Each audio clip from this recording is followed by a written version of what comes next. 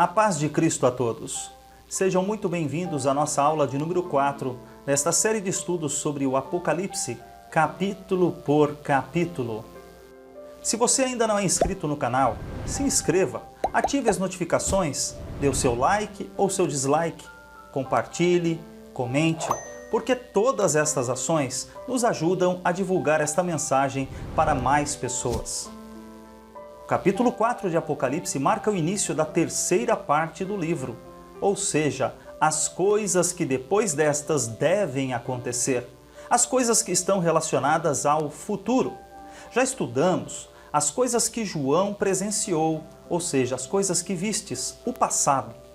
Também, quando vimos as 7 igrejas, vimos as coisas que são, o diagnóstico da situação real, do presente daquelas igrejas. E agora, vamos iniciar as mensagens relacionadas ao futuro. O capítulo 4 diz o seguinte, abra sua Bíblia, Apocalipse 4.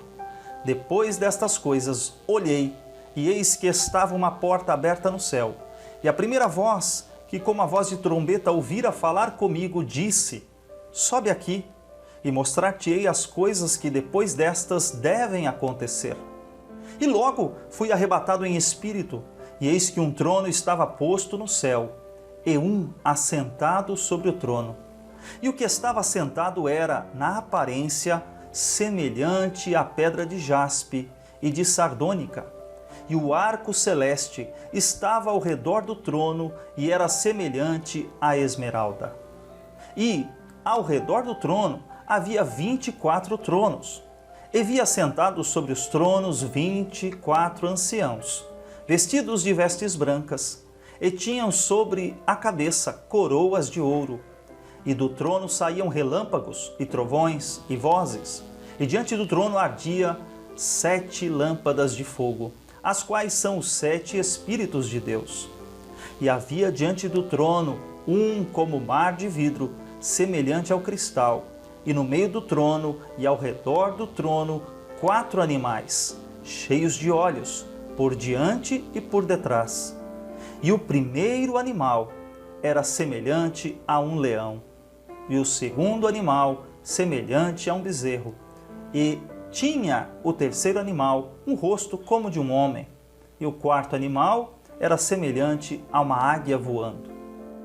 E os 4 animais tinham, cada um, respectivamente, 6 asas, e ao redor e por dentro estavam cheios de olhos, e não descansam nem de dia nem de noite, dizendo, Santo, Santo, Santo é o Senhor Deus, o Todo-Poderoso, que era e que é e que há de vir.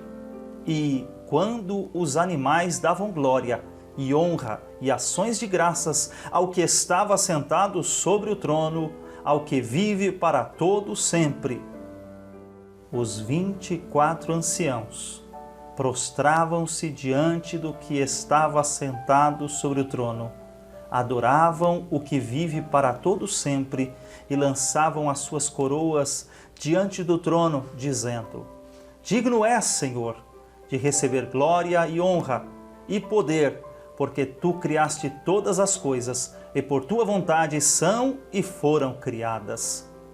Hoje, quero chamar a sua atenção para um detalhe. A partir deste capítulo, capítulo 4, a igreja não é mencionada mais na terra. Repare, nos capítulos 1 a 3, aparecem 19 vezes a menção à igreja. Dos capítulos 4 a 21 do Apocalipse, a igreja não aparece nenhuma vez. Ela só é mencionada novamente lá no capítulo 22, no versículo 16. Então, entendemos que do capítulo 4 em diante, a igreja estará com Cristo. Aleluia! Hoje, a ênfase está no testemunho, no serviço a Cristo, dentro das igrejas. No entanto, o capítulo 4 destaca a adoração a Deus. Adorar é atribuir valor, é usar tudo o que somos, tudo o que temos para louvar a Deus por tudo que Ele é e por tudo que Ele faz. Como o céu é o local de adoração e os salvos adorarão a Deus eternamente, nós precisamos pensar, refletir. Por que não começar a adoração a partir de agora?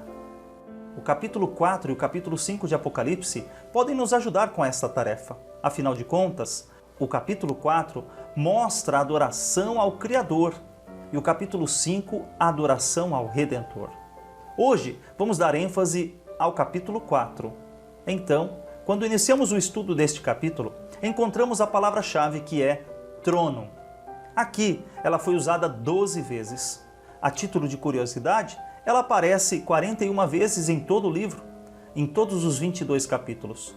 Mas, no capítulo 4, concentra-se aproximadamente 30% de todas as ocorrências.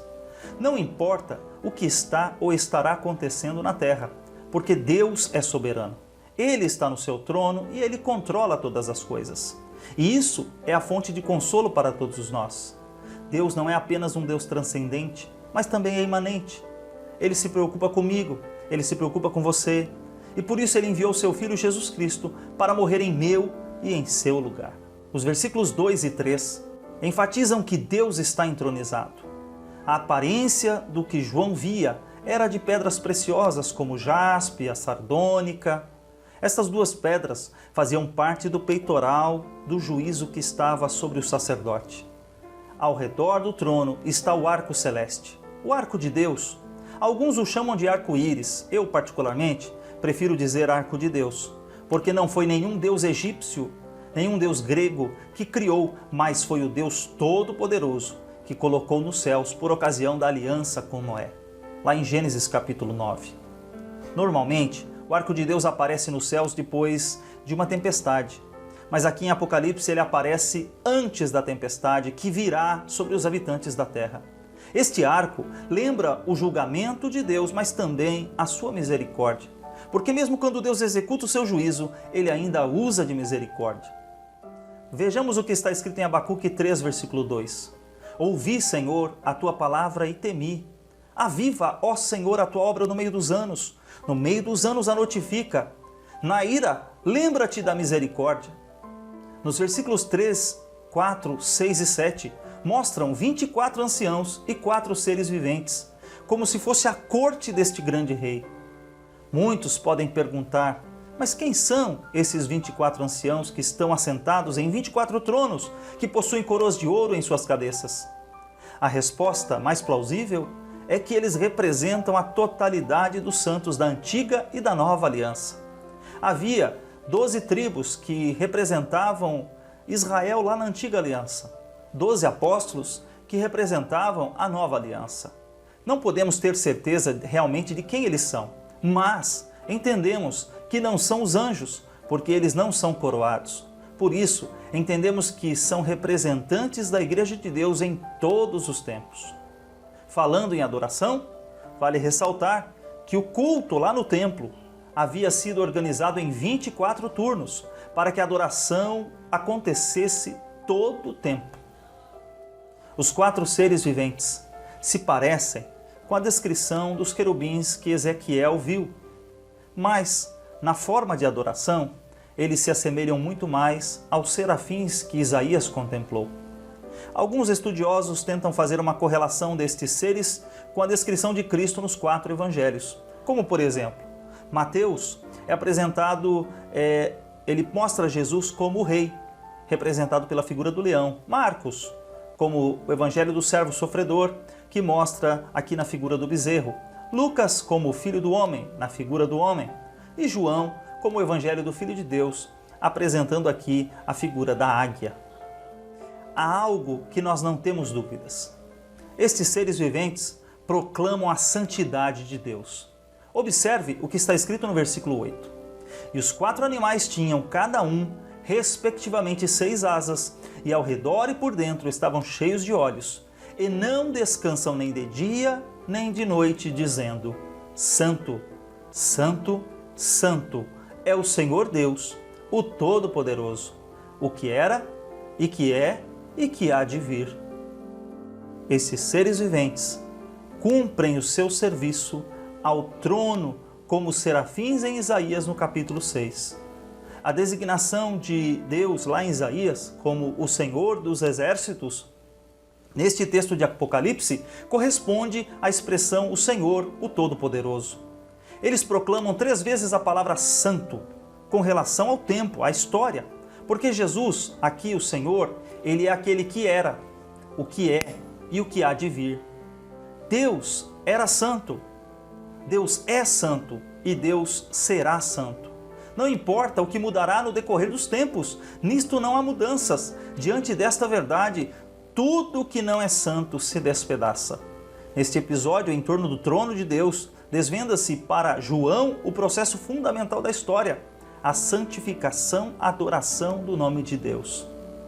O autor aos Hebreus nos informa que sem santificação, ninguém verá o Senhor. Então não se engane com o evangelho que só mostra o amor divino, que distorce a graça como se ela fosse permissão para fazer o que quiser. Esse não é o evangelho de Cristo. O evangelho de Jesus requer renúncia ao pecado, santificação, vida de comunhão e adoração a Deus. Não somos livres para pecar, mas somos livres do pecado. Não obedecemos mais ao antigo dono, somos livres para obedecer a Cristo. Olha o versículo 5. Do trono saem relâmpagos, vozes e trovões. São sinais da aproximação de uma tempestade e da lembrança do poder tremendo de Deus. Esses sinais se repetirão durante os julgamentos no restante do livro de Apocalipse, como por exemplo, lá no capítulo 8, versículo 5, capítulo 11, versículo 19, capítulo 16, versículo 18. Deus já preparou o seu trono para o julgamento. As pessoas, de fato, não gostam de pensar em Deus como Deus de julgamento. Elas preferem ver Deus olhando aqui para o arco-íris, para o arco de Deus, para dizer que a misericórdia é grande, mas ignoram os relâmpagos e os trovões. Sem dúvida, Ele é um Deus cheio de graça, mas sua graça reina através da justiça. Olha o que está escrito em Romanos capítulo 5, versículo 21. A fim de que, assim como o pecado reinou na morte, também a graça reine pela justiça para conceder vida eterna mediante Jesus Cristo, nosso Senhor. Dos versículos 9 a 11, há uma série de descrições dos louvores entoados ao que está sentado no trono. Sempre que os seres viventes glorificam a Deus, os anciãos se prostam para adorar a Deus. O capítulo 4 enfatiza o Deus Criador. O capítulo 5, o Redentor, o Cordeiro. Reconhecer o Deus Criador é o primeiro passo para crer no Redentor. O ser humano, pecaminoso, adora e serve sempre a criatura em vez do Criador. Isto é, praticam idolatria. Isto foi denunciado lá em Romanos. Por isso, que ao reconhecer Deus como Criador, nós estamos a um passo de aceitar o Deus Redentor, que é Cristo Jesus, nosso Senhor. Por isso, eu espero que com este estudo do livro de Apocalipse, você chegue mais perto de Deus e do nosso Senhor Jesus Cristo, o Cordeiro de Deus que tira o pecado do mundo. Que Deus abençoe a sua vida.